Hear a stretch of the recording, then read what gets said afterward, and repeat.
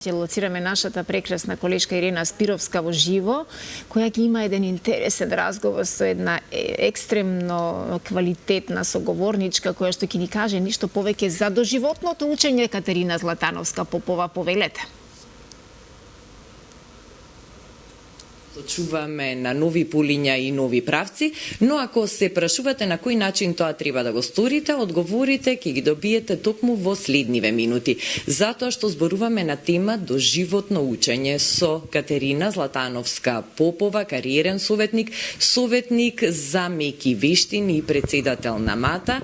Катерина, преце добро утро, и ја би почнала токму од меките вештини, затоа што многу интересно звучи и необично, па може ли да ни објасните за почеток на разговорот што всушност се подразбира под меки вештини? Добро утро на сите гледачи. Не знам дали волку рано се подготвени за учење, но меки вештини се всушност вештини кои ние ги учиме во текот на целиот наш живот. Како растеме, како се обкружуваме со нови луѓе, со нови искуства, така овие вештини се развиваат. Она што е интересно е комуникација, справување со конфликти, решавање на проблеми, креативно размислување, управување со нашето време, потоа лидерство, емпатија, емоционална интелигенција. Сите овие работи всушност се дел од така наречените меки вештини или сега по најново дури и животни вештини. Честопати се содруваме со ситуации во животот кога мораме да менуваме избор на професија, да бараме нови полиња на кои што треба да се докажеме, но за да се докажеме секако треба да имаме и некои претходни познавања. И честопати луѓето во разни животни фази, на различна животна возраст, мора да го менуваат начинот на кој што размислуваат и функционираат. Ајде малку на оваа тема до животно учење и кои можности и алатки ги нудите за да можат луѓето да се усовршуваат и да ги менуваат своите навики па и професии. Да. Доживотното учење сега во моментот е нешто со кое што треба да научиме да функционираме, ќе стане дел од нашето секојдневие и начин на кој што треба да размислуваме и да функционира нашиот мозок. Ако порано било нормално во одреден период на животот да завршиме формално образование и тука да заврши тој формален дел на учење, сега тие правила веќе не важат. Сега се очекува секој еден човек, буквално додека е жив, да биде подготвен, да има отворен ум, да учи нови работи. И зошто е тоа така? Затоа што живееме во едно многу брзо време, посебно генерациите во кои што спаѓам јас, кои се од минатиот век, така наречени, кои се сега веќе живеат во нова реалност, каде што се случува дигитализација. Многу од професиите кои нам ни биле познати почнуваат да застаруваат или да исчезнуваат, а тоа се повлекува потреба од учење на нови вештини, постојано додавање на нови знаења на знаењата кои веќе ги имаме стекнато и едноставно немаме време за пауза. Дигитализацијата или така наречената нова индустријска револуција 5.0, што значи времето во кое што роботите и вештачката интелигенција живее паралелно заедно со нас во реалноста, подразбира дека во најмала рака секој од нас ќе мора да научи да користи компјутер на поинаков начин отколку само да напише писмо или да испрати електронска пошта. И сите тие работи ќе подразбираат да можеме да бидеме конкурентни на пазарот на трудот. Но би рекла дека дури сето ова важи и за оние кои не се веќе на пазарот на трудот, би рекла пензионерите, бидејќи голем дел од услугите ќе се дигитализираат. И замислете ситуација кога ќе треба некој да отиде во банка, да си заврши некоја основна работа и таму наместо човек ќе ги пречека апарат, машина. Тоа подразбира дека ние немаме луксус да речеме, ма што ќе ми е сега, јас веќе сум во пензија, пензија и немам веќе потреба да учам нови работи. Нашето општество се менува, како се менува нашето општество, мораме да промовираме доживотно учење, учење на нови вештини, посебно во насока и на овие човечките и во овие дигиталните. Колку често има обуки, кој е начинот на кој што луѓето можат да се пријават за тие обуки и какви се придобивките од истите? Да, благодарам многу за прашањето.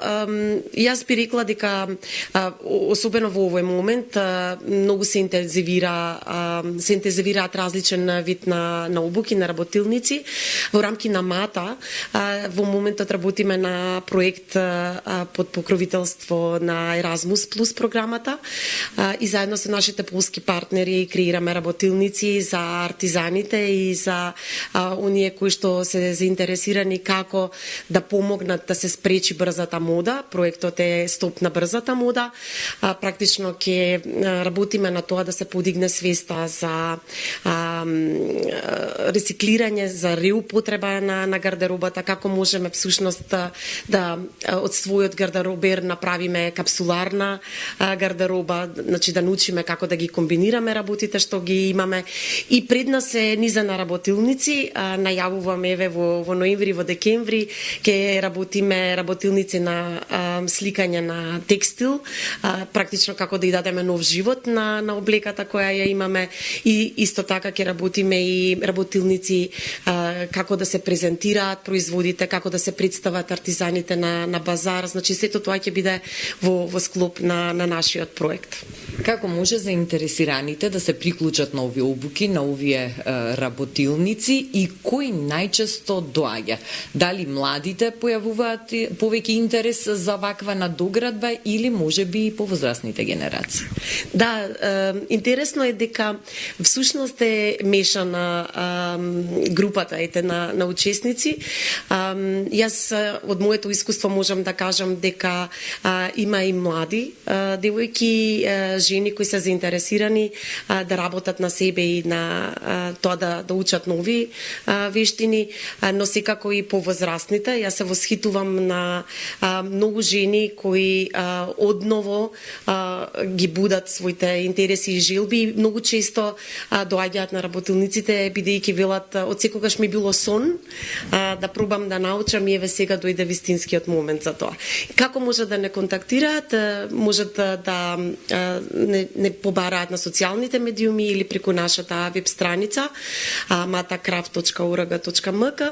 Сите информации може да ги добијат практично на тој начин, бидејќи јавно ги објавуваме сите повици.